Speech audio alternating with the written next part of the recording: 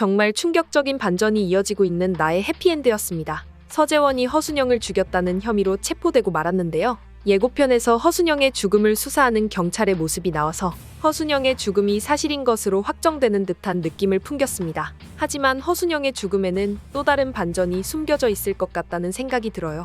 서재원은 권윤진이 허순영을 죽이고 자기한테 죄를 뒤집어 씌웠다는 의심을 하고 있었는데요. 많은 시청자 여러분들께서도 권윤진이 의심스럽다는 생각을 하셨을 것 같아요. 서재원이 기억을 잃는다는 사실을 알고 있는 데다가 서재원을 위해서 무릎까지 꿇는 허순영을 향해 강한 분노를 표출하기까지 했었잖아요. 허순영의 사인은 농약이라는 이야기가 나왔습니다. 그리고 서재원이 농약을 구입한 이력이 있기 때문에 서재원이 허순영을 죽인 범인으로 체포된 거였는데요. 하지만 서재원이 기억을 잃기 전에 농약을 전부 하수구에 쏟아버렸었잖아요. 그리고 농약을 서재원이 구매했다고 해도 그걸 먹인 사람은 서재원이 아닐 수도 있는 거잖아요. 구매 이력만으로는 서재원이 허순영을 죽인 범인이라고 특정하기는 어려울 것 같습니다. 허순영에게 원한을 가지고 있을 만한 누군가가 허순영을 죽인 거라고 예상해 볼 수 있는 대목인데요. 거기다가 허순영이 이렇게 허무하게 퇴장하는 것도 정말 믿기 힘든 느낌이 듭니다. 어쩌면 이 모든 사건이 상황을 한 방에 반전시키기 위한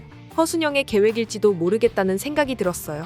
허순영은 아린이가 자기 딸이 아니라는 사실을 알고 서재원에 대한 복수심으로 상황을 악화시켰잖아요. 하지만 그건 서재원이 원해서 그렇게 된 게 아니었습니다. 모든 일의 원흉은 김상범이었어요. 김상범은 본성이 쓰레기인 인간이었고 서재원을 호시탐탐 노리고 있다가 서재원이 술에 취해 인사불성이 된 틈을 타서 그런 몹쓸 짓을 저지른 거였는데요. 그런데 김상범 혼자서 그런 짓을 저지른 게 아닌 것 같았습니다. 김상범은 누군가에게 연락을 받고 서재원을 노린 거였거든요. 김상범에게 서재원의 상태를 알려주고 나중에 김상범이 서재원을 데리고 방에 들어가는 장면을 사진으로 찍어서 권윤진한테 보낸 사람이 있다는 거잖아요. 어쩌면 모든 일의 배후에는 권영익이 있을지도 모르겠다는 생각이 드네요. 권영익은 아주 탐욕스러운 인간이었습니다. 권윤진과 파혼을 했던 김상범과 관계를 이어오고 있는 것도 비즈니스적인 측면이라는 이야기를 했는데요. 그날 서재원에게 술을 과하게 권했던 것부터 아주 수상한 냄새를 풀풀 풍기는 것 같은 느낌이 듭니다.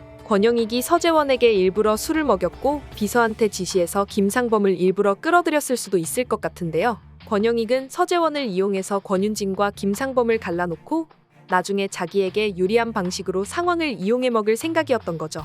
허순영도 김상범이 연관되어 있다는 것을 알았을 때 그 배우의 권영익까지 연루되었다는 것을 눈치챘던 것 같습니다. 그래서 자작극을 시작하기로 결심했던 것 같아요. 허순영에게는 쌍둥이 형이 있었잖아요. 그게 아무 의미 없이 설정된 건 아닐 것 같습니다. 허순영은 허치영의 시신을 이용해서 자기가 죽은 것처럼 꾸며놓고 김상범과 권영익에게 복수를 준비하려고 했던 거죠. 허순영의 죽음으로 서재원이 가장 먼저 의심을 받게 되겠지만 미리 알리바이만 준비해 놓는다면 다음으로 의심을 사게 되는 사람은 권윤진이 될 수밖에 없는 상황이었습니다. 권윤진이 사건의 진범으로 지목되면 권영익이 움직이지 않을 수 없게 되는 점을 파고들 생각인 것 같은데요. 권영익은 장관 자리를 노리고 있었잖아요. 자기 딸이 사람을 죽였다는 것으로 밝혀지면 절대 안 되는 사람이었습니다. 결국 권영익이 무리를 해서 사건을 덮으려고 시도하는 것을 포착해서 권영익의 실체를 낱낱이 까발리려고 하는 게 아닐까 하는 생각을 해봤는데요. 허순영이 이렇게 허무하게 죽지는 않았으면 좋겠습니다. 서재원이 해피엔딩을 막기 위해서라도 허순영의 죽음이 속임수였으면 좋겠네요. 이번 영상 재미있으셨으면 구독과 좋아요 부탁드립니다. 구독은 저에게 큰 응원이 됩니다. 오늘도 시청해주셔서 감사합니다.